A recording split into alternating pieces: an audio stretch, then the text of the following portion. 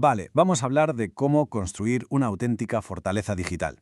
Bienvenidos a este análisis sobre el modelo de mitigación del top 10 de OWASP para blindar nuestras aplicaciones web modernas. Hoy vamos a dejar de ver las aplicaciones como simple código y vamos a empezar a tratarlas como lo que verdaderamente deben ser, recintos absolutamente impenetrables. Así que, sin más rodeos, entremos de lleno en la arquitectura de esta fortaleza. 233.788. Se dice pronto, ¿verdad? Pues esa es la colosal cantidad de fallos criptográficos que se mapearon en el índice de OWASP del año 2021. Ojo al dato porque es una auténtica barbaridad. No estamos hablando de un par de errores aislados o de simples teorías académicas. Hablamos de vulnerabilidades masivas y reales que dejan datos al descubierto a una escala nunca vista. Es un recordatorio, y bastante contundente además, de que la seguridad requiere un enfoque arquitectónico muchísimo más riguroso. Para organizar la estrategia de hoy, vamos a repasar rápidamente nuestro plan de ataque. Primero, analizaremos el cambiante panorama de amenazas. Segundo, veremos cómo neutralizar los ataques de inyección.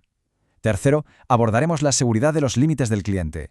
Cuarto, las defensas criptográficas modernas. Y por último, uniremos todo en nuestro plano definitivo de defensa en profundidad. Empezamos con el primer bloque, el cambiante panorama de amenazas. Si observamos cómo han ido evolucionando las cosas y comparamos las taxonomías de 2021 y 2025, vemos un baile de posiciones muy interesante. Básicamente, la inyección y los fallos criptográficos han intercambiado sus puestos en el podio de los desastres. Los problemas criptográficos subieron del nivel A02 al A04 y la inyección pasó al A05. Pero, a ver, más allá del puesto que ocupen en la tabla, el mensaje principal es que ambas siguen siendo debilidades estructurales verdaderamente críticas.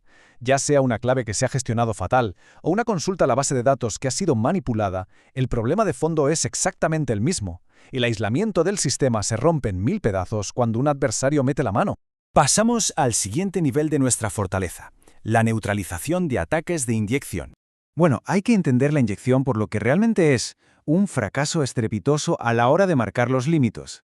Sucede cuando el sistema, o más concretamente el analizador, resulta completamente incapaz de distinguir entre un dato inofensivo que se ha introducido en un formulario y un comando que debe ejecutar. Es como si el portero de un edificio dejara pasar a cualquiera simplemente por llevar un uniforme falso. Este tremendo fallo de concepto es lo que permite que los datos del atacante secuestren y alteren por completo la lógica que queríamos ejecutar originalmente. Y aquí tenemos la diferencia entre el desastre absoluto y la seguridad arquitectónica. A la izquierda vemos esa concatenación dinámica insegura, básicamente coger texto y pegarlo, lo cual es abrirle la puerta de par en par a los ciberdelincuentes.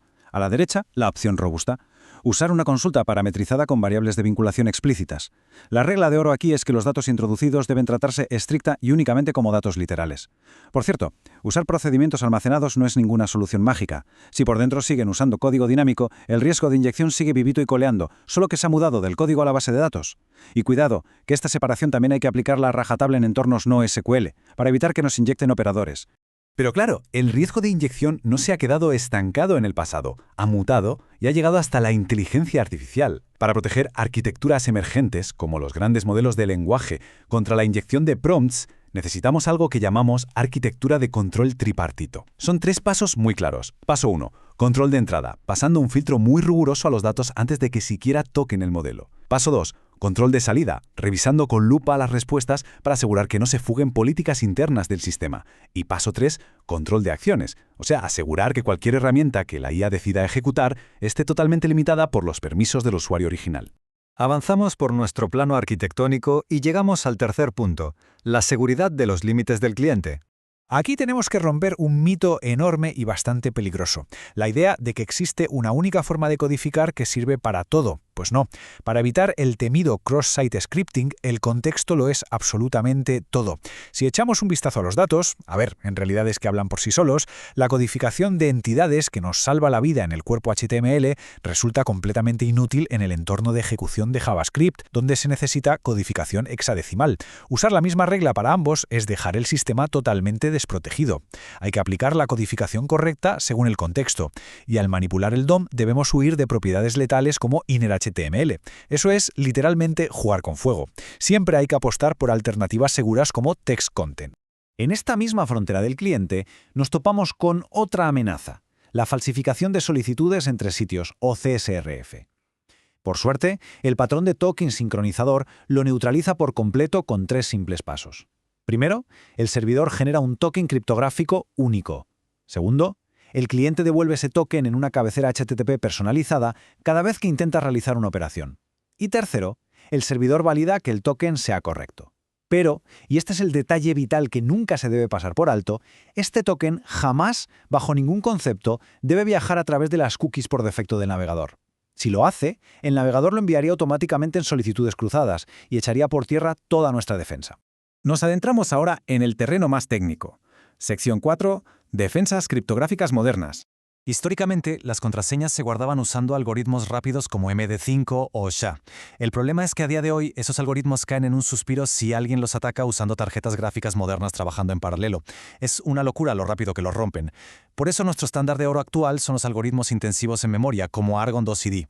Están diseñados precisamente para agotar la memoria de las tarjetas gráficas de los atacantes, ofreciendo una resistencia verdaderamente brutal frente a los ataques por hardware.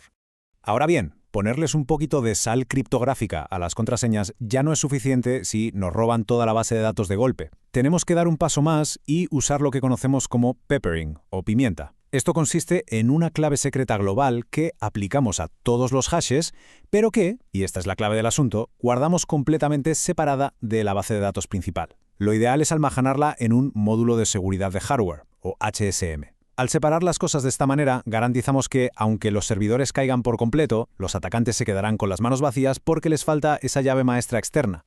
Y por supuesto tenemos que proteger los datos mientras viajan por la red, especialmente durante la conexión inicial. Aquí es donde brilla la precarga de HSTS. Este protocolo evita que un atacante intercepte la primera conexión mediante un ataque de intermediario. Entrar en esta lista de precarga global no es nada fácil, los requisitos son muy estrictos. Hay que usar certificados válidos, redirigir implacablemente todo el tráfico del puerto 80 hacia HTTPS, abarcar todos los subdominios sin excepción y configurar una duración mínima o max age de al menos un año. Cumplir con todo esto cierra la brecha de vulnerabilidad en el preciso milisegundo en que alguien teclea nuestro dominio por primera vez. Y así llegamos a nuestro último bloque, el plano de defensa en profundidad. Vamos a juntar todas las piezas del puzzle para crear un plan de acción definitivo. 1. Erradicar de raíz las ejecuciones dinámicas y pasarnos a las consultas parametrizadas. 2. Aplicar una codificación contextual milimétrica, dependiendo de dónde estemos ejecutando el código exactamente. 3.